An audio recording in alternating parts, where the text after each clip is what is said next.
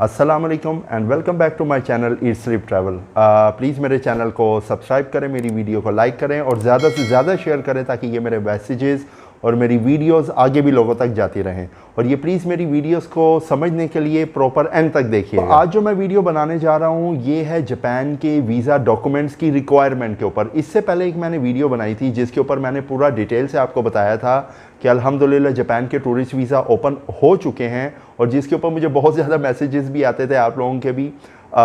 तो ये मैं आज जो वीडियो बना रहा हूँ इसके ऊपर सिर्फ हम बात करेंगे डॉक्यूमेंटेशंस और रिक्वायरमेंट्स के ऊपर। वीडियो थोड़ा सा 4-5 दिन लेट होने का मकसद था कि मैं इसके ऊपर प्रॉपर जो है एक स्टडी कर रहा था कि क्या डॉक्यूमेंट्स रिक्वायर्ड हैं, और जिसके ऊपर मैंने डायरेक्ट एम्बेसीज़ में भी कॉल करके इन्फॉर्मेशन लिए। फिर उसके बाद जापान एम्बेसी वेबसाइट में जाके मुझे सारी डिटेल मिली। जो बेसिक डॉक्यूमेंट्स हैं मैं आपको बता देता हूँ, उसका क्या तरीकाकार है, किस तरह आपने अप्लाई करना है। ठीक है, जो बेसिक एक लिस्ट है मैं स्टेप बाय स्टेप आपको समझा देता हूँ। सबसे पहले है जापान वीज़ा एप्लीकेशन फॉर्म। आपने सबसे पहले करना क्या है, आपने मिनिस्ट्री ऑफ फॉरेन अफेयर जो कि जापान की एम्बेसी है उसमें से आपने एक फॉर्म डाउनलोड कर लेना है, जो मैंने अपनी लास्ट वीडियो में इसके ऊपर फॉर्म फिल करने का तरीका भी बताया था और इसके ऊपर भी एक मैं प्रॉपर वीडियो बना लूँगा। इसको आपने इलेक्ट्रॉनिकली फिल करना है, बहुत इजी और सिंपल फॉर्म है, लास्ट वीडियो में मैं बता चुका हूँ। आपने इसको बाकायदा डिटेल से सारा फिल करके इसका प्रिंट निकाल लेना है। बाद आता है आपका पासपोर्ट। दोस्तों पासपोर्ट आपका जो है इसकी जो वैलिडिटी है पासपोर्ट की, ये मोर देन 6 मंथ होना चाहिए। फॉर एग्जाम्पल अगर आप ज़्यादा स्टे करना चाह रही हैं या कोई ऐसी सिचुएशन है जिसमें आपका स्टे वहाँ ज़्यादा है, जैसे कोई इनविटेशन या कंपनी के थ्रू जाते हैं उनका मोर देन 6 मंथ के भी स्टे होते हैं, तो आपके पासपोर्ट की जो एक्सपायरी है वो भी उस हिसाब से होनी चाहिए। तो आपका जो पासपोर्ट है कम से कम 6 मंथ वैलिड होना चाहिए और उसके ऊपर 2 पेजेस लेफ़्ट और राइट में ब्लैंक होने चाहिए वीज़ा के लिए।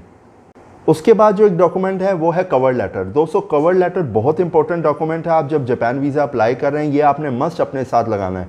कवर लेटर होता क्या है, इसमें आपने थोड़ी सी अपनी जो है डिटेल बतानी है और ये आप लिखते एड्रेस करते हैं कॉन्सुलेट को या एम्बेसी को। आप ऊपर लिख सकते हैं टू द जापान एम्बेसी और टू द कॉन्सुलेट। ठीक है, आपने इसमें अपनी थोड़ी थोड़ी डिटेल देनी होती हैं, आप कि आप क्या करते हैं, आपका पर्पस क्या है, आप फ़लाने डिपार्टमेंट में मैं जॉब करता हूँ, मैं ये प्लान कर रहा था विज़िट का जापान का, इसको कहते हैं कवर लेटर। इसके ऊपर मैं एक प्रॉपर वीडियो बनाऊंगा, वो भी आपको मैं डिटेल में बताऊंगा।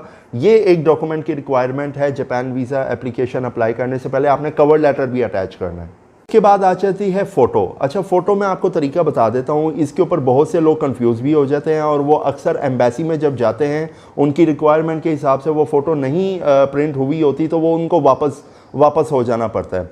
तो फ़ोटो में आपको बता दूं इसकी जो डायमेंशन है 4.5 सेंटीमीटर इंटू 4.5 सेंटीमीटर होनी चाहिए, वाइट बैकग्राउंड, और ये 6 मंथ के अंदर अंदर ली हो। 6 मंथ से ज़्यादा की फ़ोटो एक्सेप्टेबल नहीं होती।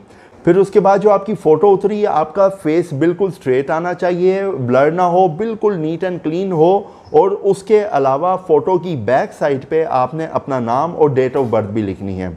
और ये जो फ़ोटो है कम से कम जो रिक्वायरमेंट होती है 1 से 4 की होती है, लेकिन आप 4 फ़ोटोज़ अपने साथ ले जाएं, वो एम्बेसी पे डिपेंड करता है वो आपसे कितनी लेते हैं। फिर आपको चाहिए फ़्लाइट इनिशियरी। ठीक है, फ़्लाइट इनिशियरी बेसिकली ये होता है आपने जो टिकट जापान जो है ये आपको कभी भी नहीं कहता, ये मैंने भी अपनी किसी वीडियो में नहीं बोला कि आप कंफर्म टिकट ख़रीद के जाएं। इसके ऊपर मुझे बहुत से मैसेजेस भी आते हैं कि हम टिकट ले लेंगे तो ये तो पैसे वेस्ट हो जाएंगे। कोई भी एम्बेसी आपसे कंफर्म टिकट नहीं मांगता, कुछ हैं जो मांगते होंगे, लेकिन जापान जो है आपसे मांगता है रिजर्वेशन। आपने फ़्लाइट जो बुक करनी है उसकी रिजर्वेशन अपने साथ लगानी है जिसमें प्रॉपर डेट शेट लिखी हो कि आप किस डेट को फ्लाई कर रहे हो, किस डेट को आप वहाँ से, फॉर एग्जांपल आप 7 डेज़ का ट्रिप रख रहे हैं तो उसमें प्रॉपरली मेंशन्ड आ रहा हो टिकट के ऊपर कि आप ये फ़लानी डेट को आप जा रहे हैं और फ़लानी डेट को आप लैंड हो रहे हैं वापस। फिर आ जाता है डेली इनिशियरी।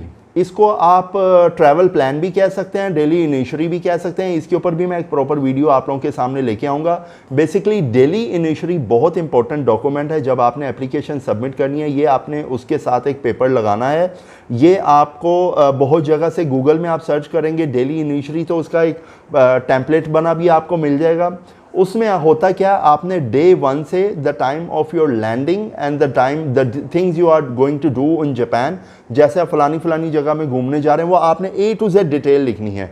मैं थोड़ा सा आपको बता देता हूँ। डे 1 कि मैं इतने बजे जापान लैंड हुआ, उसके बाद डे 2 आप लिख दें मैं ये जगह घूमने गया, डे 3, डे 4, डे 5, आपका 7 डेज़ का ट्रिप है तो आपने पूरे 7 डेज़ की डेली इनिशरी उसमें मेंशन करनी है। फिर उसके आ जाता है हमने प्रूफ ऑफ अकोमोडेशन, ये बहुत मस्ट है दोस्तों। ट्रैवल टिकट और होटल की जो रिजर्वेशन है ये बहुत ज़रूरी है। आपने प्रूफ अपना उनको अकोमोडेशन का शो करना है, जिसमें होटल आ जाता है, आप किसी के अगर गेस्ट हैं उसका बाकायदा इनविटेशन लेटर या उसका टेनेंसी कॉन्ट्रैक्ट आपको चाहिए है, ये आपने अपने साथ डॉक्यूमेंट मस्ट लगाने हैं। फिर उसके बाद आ जाता है हमने उनको अपना प्रूफ शो करना है, फाइनेंशियल प्रूफ के जो ये हम ट्रिप प्लान कर रहे हैं, ये बहुत ही मेन इंपॉर्टेंट डॉक्यूमेंट है। इसमें आपकी बैंक स्टेटमेंट आ जाती है, आपकी सैलरी स्लिप्स आ जाती हैं, जो भी आपके पास प्रूफ है जो आपका शो करे आपका ट्रैवल प्लान। आप अपने इसमें क्रेडिट कार्ड्स की भी ब्लर करके फ़ोटो आप साथ लगा सकते हैं कि मेरा क्रेडिट कार्ड इतना बैलेंस मैं इसमें कवर करता है और जो कि मुझे प्रॉब्लम नहीं होगी।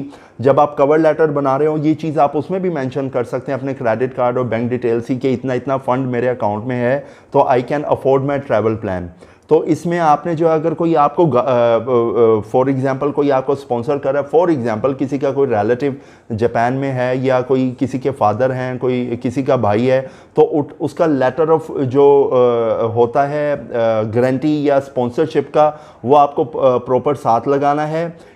आपको income certificate issued with the last 3 months जो है आपने वो उसके साथ लगाना है। और अगर कोई मेरा दोस्त स्टूडेंट के ऊपर जा रहा है तो उसको अपनी bank statement, proof of scholarship, proof of receive financial aid, ठीक है, लेटर ऑफ स्पॉन्सरशिप, तो डिफरेंट कैटेगरीज है। लेकिन आज हम लोग सिर्फ टूरिस्ट वीज़ा के ऊपर बात कर रहे हैं, तो उसके ऊपर आपकी बैंक स्टेटमेंट आ जाती है, आपकी सैलरी स्लिप आ जाती है।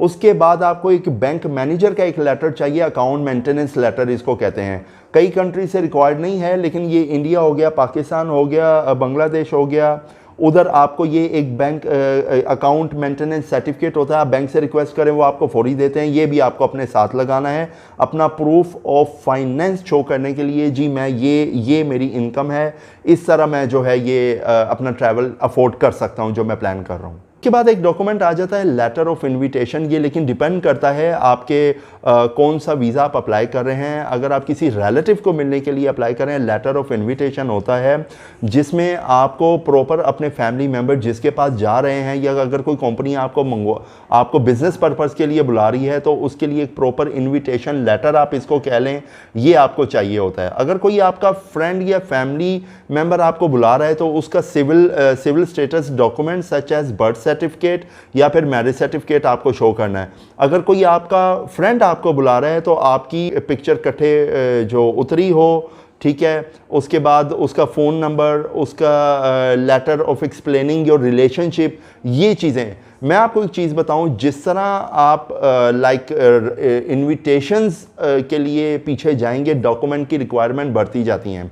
इसलिए मैं अपनी वीडियो में हमेशा कहता हूं कि कोशिश करें कि टूरिस्ट पर्पज़ अप्लाई करें, उसमें जो आपके डॉक्यूमेंट की ब्रैकेट है वो छोटी हो जाती है और वो ज़्यादा ईजी हो जाता है अप्लाई करना। एक जो डॉक्यूमेंट है दोस्तों, इसको कहते हैं COE, Japan certificate of eligibility. इसका मैं जिक्र इसलिए करना चाह रहा हूँ, इसके ऊपर जो है मैं थोड़ा सा कंफ्यूज था और मेरा वीडियो थोड़ा सा लेट करने का मकसद इस डॉक्यूमेंट की कंफर्मेशन था, क्योंकि सर्टिफिकेट ऑफ एलिजिबिलिटी की एक रिक्वायरमेंट आ रही थी पिछले दिनों में कि ये मस्ट चाहिए। लेकिन अभी जो एम्बेसी के मुताबिक और जो मैंने वेबसाइट में स्टडीज़ किया, इसकी कुछ कैटेगरीज़ हैं, ये उसके लिए रिक्वायर्ड है। लेकिन कोई अगर टूरिस्ट बिजनेस या शॉर्ट टर्म के लिए जा रहा है उनको ये नहीं चाहिए। अच्छा, मैं आपको थोड़ा सा बता देता हूँ ये होता क्या है। जो सर्टिफिकेट ऑफ एलिजिबिलिटी है, ये इशू होता है इमिग्रेशन सर्विसेज ऑफ जापान से आपके जाने के पहले, और इसको कम से कम 3 महीने लगते हैं। और ये उन लोगों के लिए होता है जैसे कोई एम्प्लॉयर है या कोई स्कूल में उधर एडमिशन ले रहा है या कोई स्पाउस है, ये डॉक्यूमेंट उनके लिए रिक्वायर्ड है। ये होता ये है कि वो फिर आपका अप्लाई कर देते हैं, 3 महीने बाद एम्बेसी के थ्रू ये लेटर आता है जो कि सपोर्टिंग डॉक्यूमेंट में इसके ऊपर 100% फिर भी आपको कोई गारंटी नहीं कि आपको वीज़ा मिलेगा। तो ये एक डॉक्यूमेंट था जिसके ऊपर मैं कंफ्यूज था और मैं इसके ऊपर रिसर्च कर रहा था, तो जाके मुझे पता चला कि अभी फ़िलहाल ये डॉक्यूमेंट की रिक्वायरमेंट नहीं है जो मेरे दोस्त टूरिस्ट बिजनेस या शॉर्ट टर्म के लिए जाना चाह रहे हैं। उसके बाद एक डॉक्यूमेंट आता है दोस्तों, आप जैसे फॉर एग्जांपल मेरे दोस्त एशिया से, पाकिस्तान, इंडिया हो गया या बांग्लादेश से, अगर आप पाकिस्तान से अप्लाई करें तो एक डॉक्यूमेंट है आपका FBR की तरफ से इनकम टैक्स रिटर्न का डॉक्यूमेंट, ठीक है। फिर आपको अगर आप फैमिली है आपकी और आप अगर अकेले भी जा रहे हैं, आपको FRC भी अप्लाई कर लगाना है, उसके साथ आपका CNIC कार्ड भी लगाना है, ठीक है। अगर आप इंडिया से अप्लाई कर रहे हैं तो आपका राशन कार्ड हो गया। जो ऐसा डॉक्यूमेंट जो आपकी आइडेंटिफिकेशन प्रूफ करता हो, आपने वो डॉक्यूमेंट उसको साथ लगाना है। एक ज़रूरी बात जो कि आपको मैं बताना चाहता हूँ, ये जो मैंने आपको लिस्ट सारी बताई डॉक्यूमेंटेशन की, जो ये मैं वीडियो बता रहा हूँ, ये इसके अलावा भी एम्बेसी आपसे कोई डॉक्यूमेंट मांग सकती है, क्योंकि एम्बेसी को पूरा राइट है कि ऑन द मीन टाइम जब आप एप्लीकेशन सबमिट करवाने जाएं तो वह आपसे बोल सकती है कि जी ये फलाना डॉक्यूमेंट भी लाएं। आप उस टाइम पे ये नहीं कह सकते कि जी हमने जो पर वेबसाइट में या हमने जो वीडियोस देखी उसमें ये डॉक्यूमेंट का जिक्र नहीं था। ऐसा नहीं होता। कोई भी एम्बेसी किसी भी कंट्री की, उनको राइट है मौके पे आपसे कोई भी ऐसा डॉक्यूमेंट जो कि लिस्ट में ना हो वो आपसे मांग सकती है, और आप पे वो फ़र्ज़ हो जाता है आपने वो डॉक्यूमेंट उनको प्रोवाइड करना है अपनी एप्लीकेशन सबमिट करने के लिए।